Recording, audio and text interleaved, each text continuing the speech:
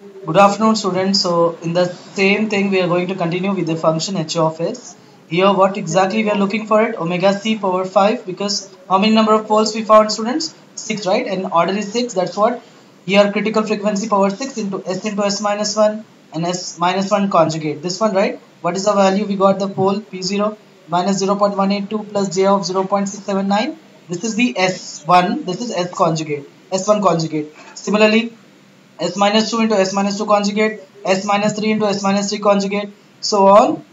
We can write it down the value. What is the critical frequency we got for this? Critical frequency is what? It is nothing but the, what is the value for it? I do have 0.7032. That's what we substituted in the given formula. 0.7032 whole power 6 by s minus s1. So this is why s1, right? So this is one s1 conjugate. So this I can write s minus s1 conjugate is what? 0.182 minus plus j of 0.769 and the conjugate value. So a plus b into a minus b, a square minus b square for the first, for the second and for the third. The 6 terms will reduce to 3 terms. That one, if you further simplify, then we can write this one as this. So what is this answer? How do we got that? 1.97. That 1.97 we are just want to write in terms of your 0.7032 is there, right? So that we are further classifying and we just want to write it down. That's the reason we have mentioned in this format. Clear? So this is your HA of S. Similarly, I want to find what? I want to find a digital system now. How do we get digital system for that function? By using in Boolean transformation, we can write wherever S is there, 1 minus z power minus 1 by 1 plus z power minus 1 into 2 by t. T is what? We took it as 1. So here we got z 1 minus z power minus 1 by 1 plus z power minus 1 into 2 is there. 2 we are cancelling and we are writing directly as z power minus 1, sorry, z minus 1 by z plus 1. This same factor, if you multiply this whole, if you replace it, further simplify that, we can write h of z as 1.97 into 0.5235 into z power minus 1 by the first factor into 0.29 into z power minus 1 by the second factor into 0.09. How do we got these all? Wherever s is there, we replace this function. At the end, if you simplify it, we can able to find the transfer function. So already I have shown you how to simplify the function. So that's the reason I'm just directly mentioning this value. Clear?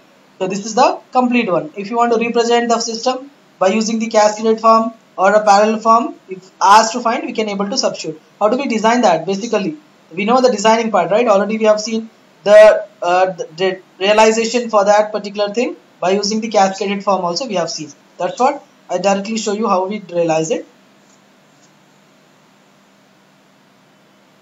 Here we do have realization, just a moment. Here we just already did some problems, so that's what we escape it so that you can understand it. The idea should know it. What are the things and what are the steps you have to do it in order to realize the functions.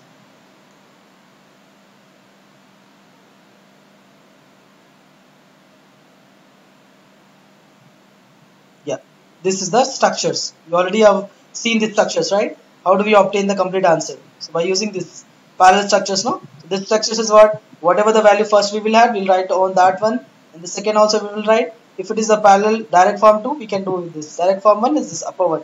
So we did some problem related to that. That's the reason we are directly mentioning the answer, and that will be practice for you to do it so that you can get the concept of it. So till now we have covered Butterworth and Chebyshev for low pass, high pass, band pass filter as well. That means that Butterworth approximation technique as well as Chebyshev technique by using bilinear transformation and impulse invariance techniques both has been obtained.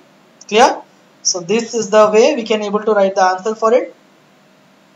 Next thing we have to see the next concept related to the same methods. So if you want to practice, you can practice this problem. Given for a low pass Butterworth filter, AP is minus 1 dB, decibel it is. So what we will write 10 power minus 1 by 20. That will be in terms of radians per second, right? We have to do that. AP and AS, both are in decibel.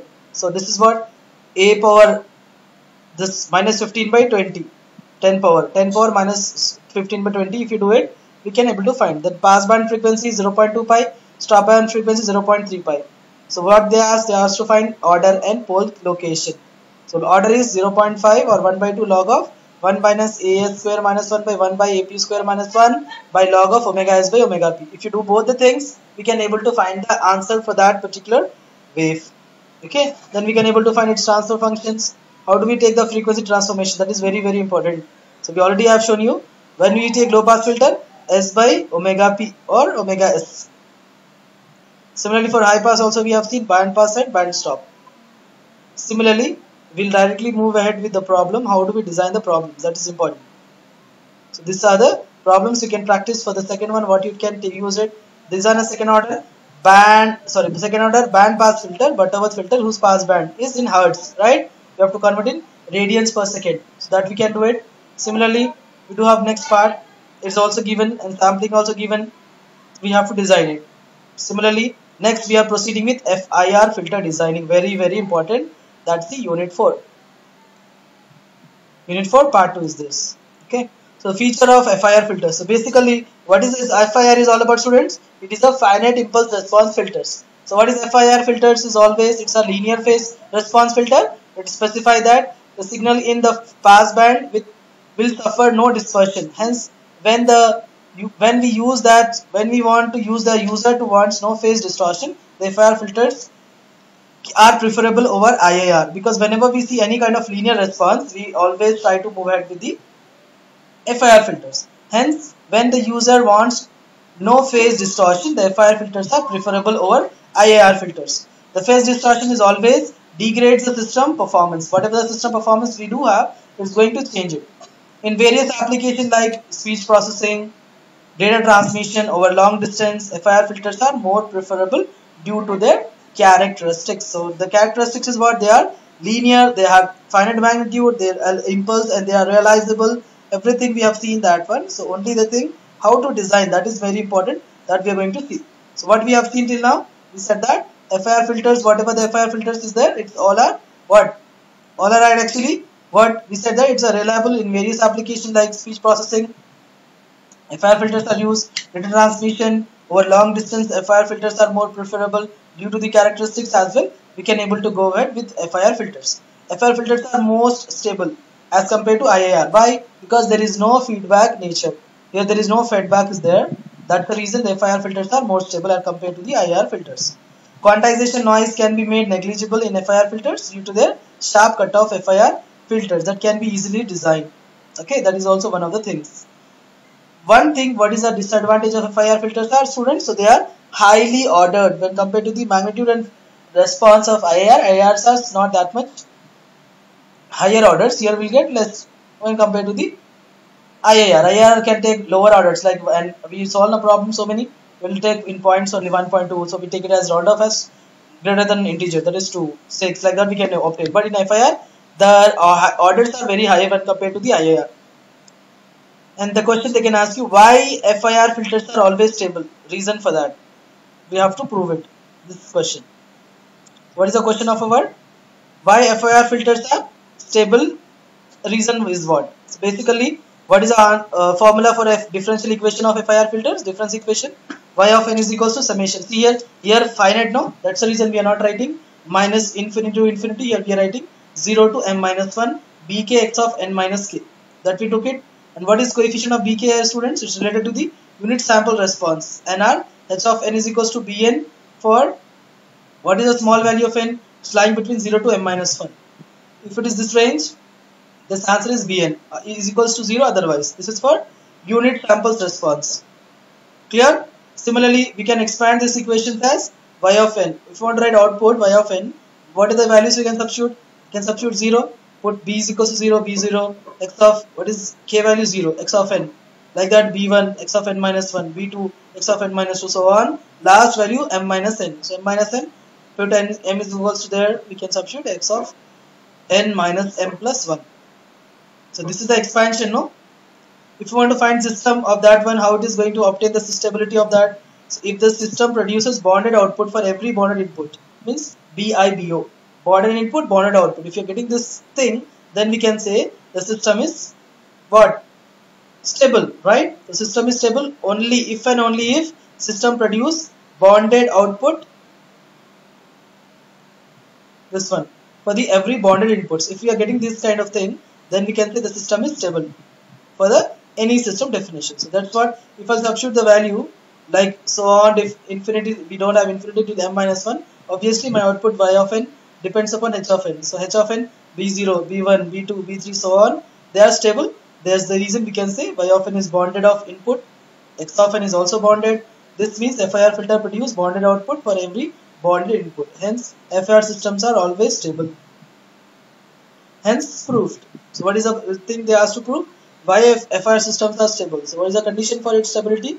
There should be a bounded output and bounded input must be there. If we are getting this kind of thing, then we can say that is what? Stable.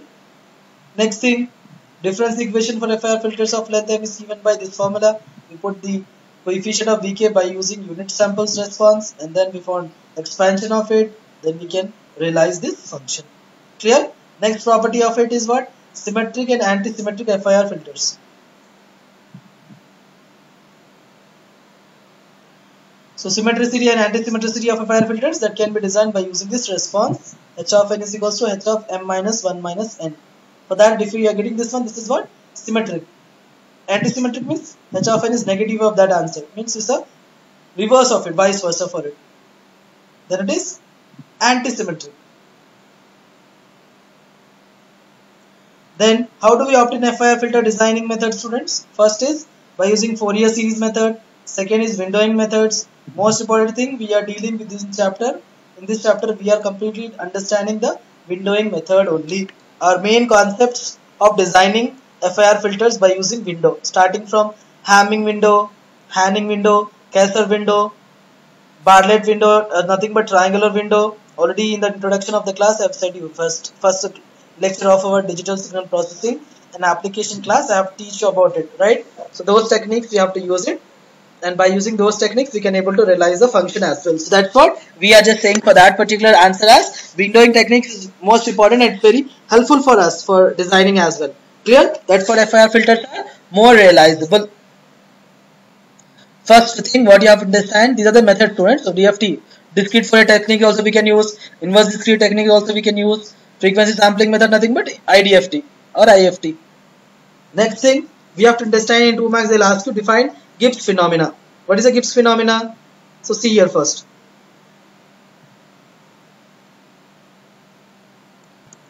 So by using the Gibbs phenomena, we are considering an ideal low pass filter with frequency response as shown in the figure, with normalized angular cutoff frequency of omega c. As you can see, what is the type of filter I am considering, students? It's a low pass filter, right? If I want to find its angular frequency response, angular cutoff frequency, I am putting as what? Omega c, right? For positive side it is plus omega c, negative side minus omega c, right? This is my response is there. If you want to write the same one by using the impulse response for this ideal low pass filter, I can represent in this way. This is my major lobe. These are called side lobes. So in the major lobe, my information is there, no? Basically, what is low pass filter? We know that low pass filter is what? It allows the lower frequency component, it attenuates the higher frequency component. Clear? So that's what I am saying. I am using a low pass filter and I am using an impulse response of ideal low pass filter. This is the impulse response of ideal low pass filter graph. Clear? If you want to use the Fourier series method, that can be used for the summation for minus infinity to infinity, that we can be use it, and for taking the limitation of index value, that can be changed from minus q to q, and the oscillation of that will be observed from there. As you can see, no, starting from minus infinity to infinity is oscillating, and this response is h of n. If you want to understand the filter, that must be a finite, right? That's why it is a finite response is there. These are what negligible because we could not able to see any information in the side lobe. Only the main lobe that produces the information. Next, consider an example for this. This part we are not having. We are proceeding directly with windowing technique. So only just to explain you, I am just showing you how the response can be getting. So basically, if you consider an example of low pass filter which have desired frequency response HD of omega. This is what omega? This is a digital, right? Previously on what we have seen, that is analog, right? As we have seen here, h of what is written here? N. It's number of samples. And what is the frequency we have seen for this? Omega. This is what? Angular cutoff frequency. Analog part of it. What about this one? This omega? So this is what? What is this? It is nothing but desired frequency response of our filter, low pass filter. If you want to see this oscillation or ringing is generated because of the side lobes in the frequency response, omega of omega, W of omega of the windowing function, this is called it as Gibbs phenomena. So they'll ask you for sure in 2 marks, explain the Gibbs phenomena. You have to draw these graphs and you have to explain these points. What are the points I have just now said you? Clear? So you need to note it down these points whenever they'll ask define the Gibbs phenomena. What is the Gibbs phenomena? It is a method in which we are using any kind of response. I'm considering example of low pass filter. It's impulse response, and if you want to see the oscillation or ringing of that one in the band edge of the filter, that band edge of the filter, if you want to see the response of it, these are the response. M is what? Finite, no? Because the name itself, it is used for finite impulse response. For that particular reason only, we are saying it is a finite type of filter. Clear? So we have to see that one as well into the consideration whenever we try to design that filter. This is windowing technique, W of n. Let us see the meaning of that. What is the windowing technique is all about? So windowing technique is the quickest methods, very important and very easy as well. Only thing is depends on only a formula for all different types of windows. So windowing technique is the quickest method for designing finite impulse response filters, because a window function is simple truncate. Truncate means it is try to reduce it, thus the infinite to the finite samples. It can going to reduce it. That is called truncation. Suppose for example you had response from minus infinity to infinity, that you are truncating into minus omega c to omega c. This is called truncation. The whole simples we are using a part, we are reducing the size of that signal, right? So what is the use of the truncation? Here it says windowing technique function simply truncates the ideal impulse response to obtain a causal finite impulse response approximation that is non-causal and infinitely long. The smoother window functions provide higher out-of-band rejection in the filter response. So, however, this smoothness comes at the cost of wider stop-band transition. That should be the wider transition must be there in order to achieve this kind of thing. Clear? That's just very easy and very quick as well.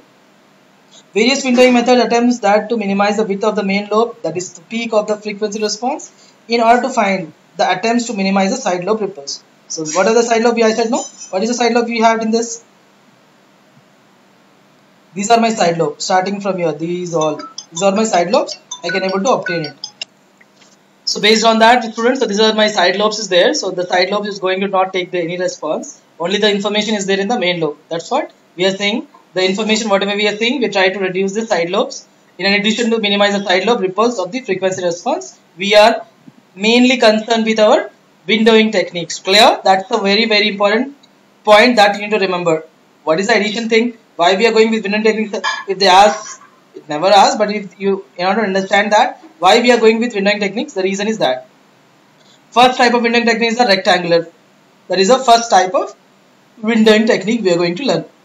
Basically, what is a rectangle? You know, rectangle means length into breadth. Opposite sides are equal. That is what rectangle figure, right? So what is a rectangle is all about? As you can see, if I had amplitude as 1 and so on till n number of infinity is there, if I do have a ripples, the rectangular window is defined by the following relation: is equals to 1, 0 less than or equals to capital N number of samples is equals to 0 otherwise. See, so this is my rectangular window now.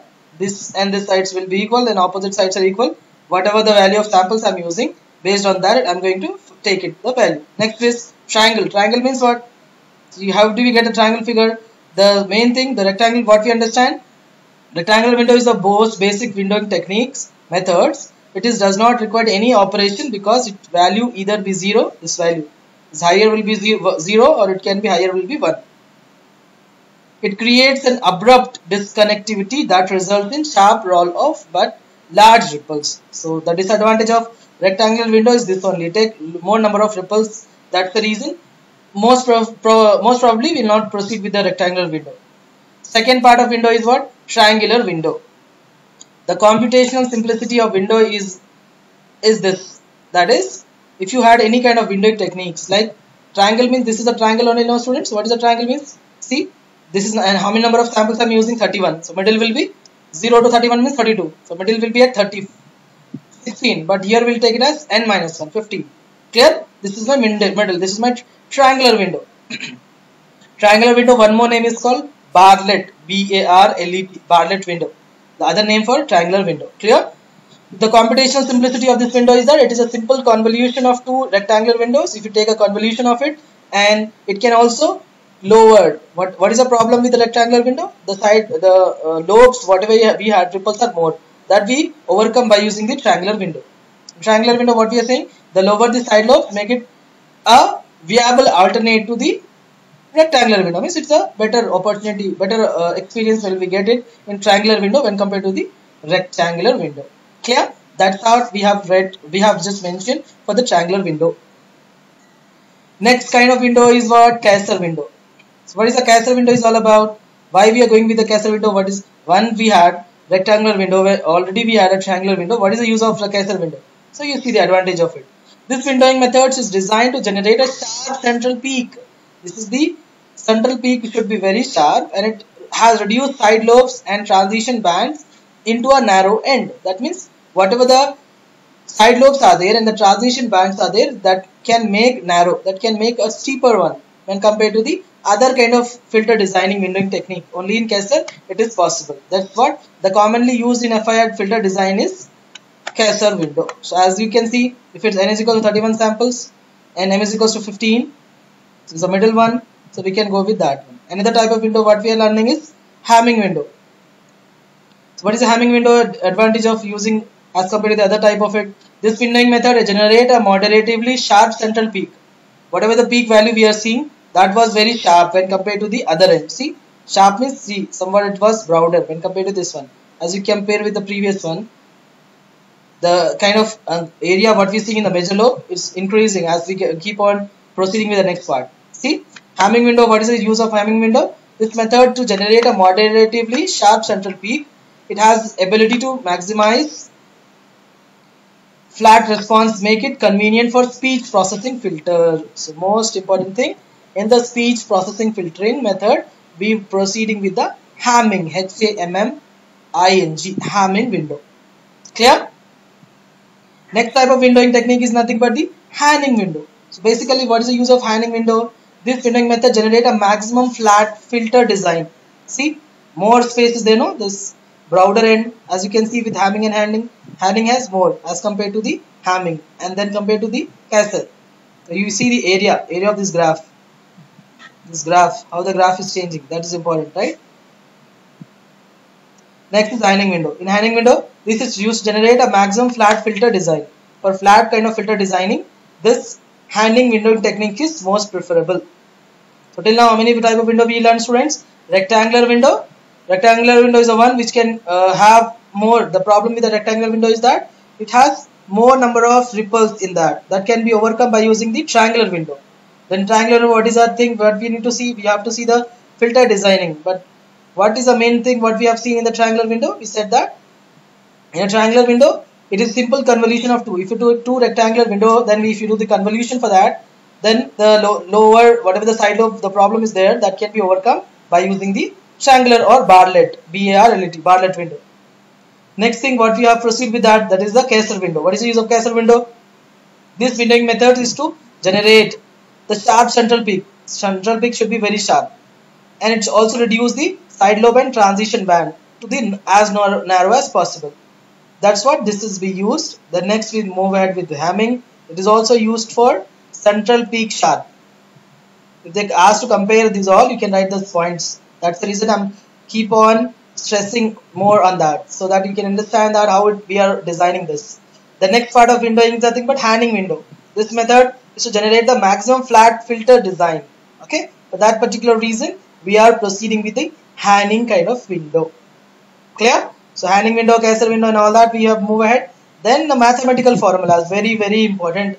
The formulas to memorize. If you know the formula, then only rest of the part we can use it for our designing. So that's what it is important for us to understand how this is going to be used. First, rectangular window. What is the rectangular window formula? It's always 1. There is no nothing was there, cosine, nothing is there. Only this 1. That is rectangular window, because the gain of that will be taken as 1. For Hanning window, what we see? 0.5 minus 0.5 into cos of 2 pi small n. N is a variable, n is a number of samples, minus 1. Same, but see here this coefficients 0.5, 0.5. So if you add 0 plus 0, 0.5, 0.5, it should be 1. You're getting 1 now? That's how it is changed. And what is a Hamming window? Same thing, 0.54 plus 0 minus 0.46 into cos of 2 pi n by small capital N minus 1. If you add 54 and 46, it will be 100 only now again. That's how it will be taken. The next is Blackman window. Blackman window, one of the window we do have. So that is also use the formula 0.42 minus 0.5 cos of this plus 0.08. So take 42 plus 8, 50. 50 plus 50, 100. That is nothing but 1. Clear? So one term minus 0.5 with this cosine term, another with plus same cosine term. Clear? So these are the formulas for our windowing techniques that will be useful for us to design it, and we can able to understand how it is effectively going to use it. These techniques are very important in order to understand the functions. Clear? So we have to know this all, then only we can able to proceed ahead. That's it about today's session, students. In tomorrow's sessions, we are going to learn in details of it and the problem as well. Thank you so much. Be safe. Take care of yourself. Try to maintain a running notes as the exams are approaching. So try to do lot of problems. If you do it, you get the idea. If you won't do it, if you try to skip it, then definitely you won't clear this subject. This digital signal processing and application is somewhat mathematical. It's completely based on your knowledge, based on your practice. If you practice some more, you will get that much easier. That kind of problems you can able to catch it. That's the things I just want to tell you. Take care and just make a note of everything. Whatever you see, try to keep the notes always. Have a great day. Goodbye. Good afternoon, students, and welcome back to our online session of our digital signal processing and application class. In the previous class, we have discussed the problem that is related to the bilinear transformation technique, digital band pass filter, Butterworth, using the specification. So briefly we'll go with that and then we'll proceed ahead with the next part. So basically what we have, this is the specification is given, stop band frequency, gain, attenuation is given, the frequencies is given, the sampling we have find t value. This already we have covered, right? W1, W2 we will find lower frequency, upper frequency, W2, and then we can able to convert into the equivalent analog frequencies as omega 1, omega L, omega U, omega 2, and we can substitute all the values. We can able to find all the values from their end. Clear? This is the way we can able to find out all the answers based upon that.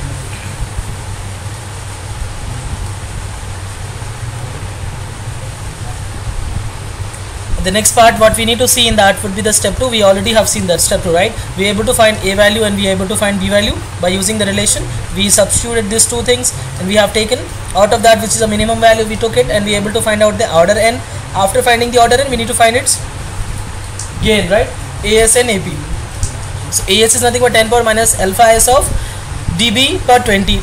So we just want to take anti-log, right, students? So we try to write in 20 log 10 is nothing but the decibel. Decibel we are writing into anti-log so as to get the gain. So we obtain AS and AP both. Then after that we substitute in the n value. What is n? 1 by 2 log of 1 by A1 AS square minus 1 by AP square for stop band gain square by pass band gain square minus 1 if you do it. If you take log of omega s by omega p, if you do substitute all the values from there, we can able to find their gains as well as the order. Clear? So n is equals to, we got 1.246, the approximately equals to 2. Clear? So we have to take more than that. So that's the reason we're taking. So n is even, so we took it transfer function, we substituted that here with the normalized transfer function h of Sn. So h of Sn is what? Pi of k is equals to 1 to n by 2, 1 by Sn square plus bk Sn plus 1 when n is even, right? So bk is what actually 2 sine 2k minus 1. So 2 sine 2k minus 1 substituted and we are able to find out that answer as well. Clear? So these are the steps we need to consider while we'll able to find out that order as well. Clear?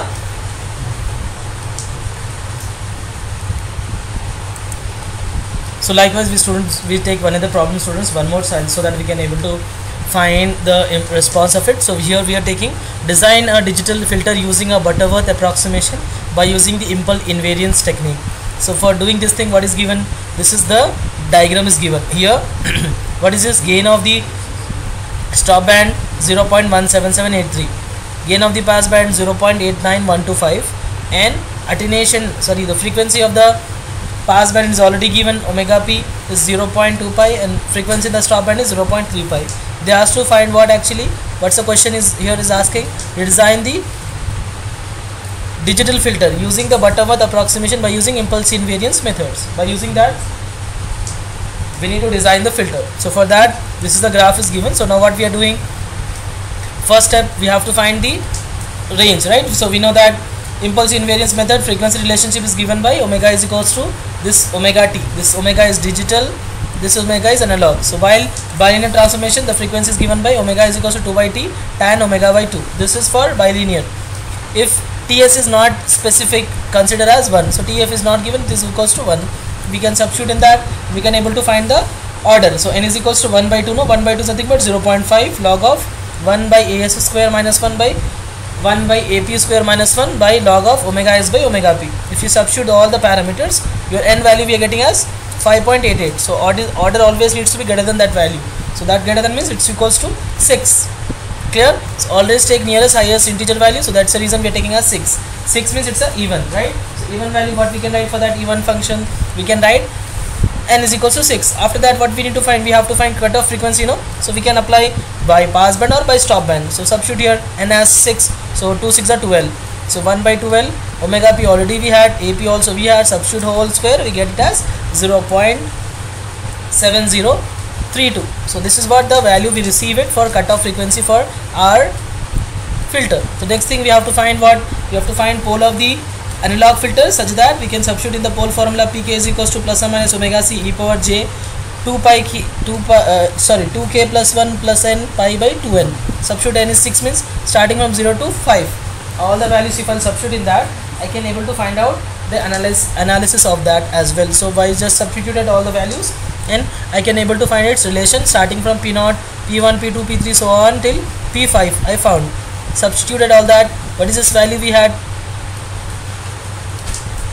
Omega c, no, omega c is already e power j, n value is 6 plus 2k 0. So 6 plus 1 7, 7 pi by 2 6 are 12. So like that if I substitute all the values 7, 9, 11 all get all odd numbers. So e power j theta is cos theta plus I sin theta. So substituted that, we can able to find the relation as well. So likewise we can able to find all the values. Plus or minus means one value with plus sign, another value with minus sign. If I'll take, I can able to find their answers as well. Okay, that's how we have obtained their answers by using their poles as well as zeros. So poles we found, likewise we can find the zeros by taking the conjugate values. So we just want to know that how do we get the poles and zeros by substituting in the answer.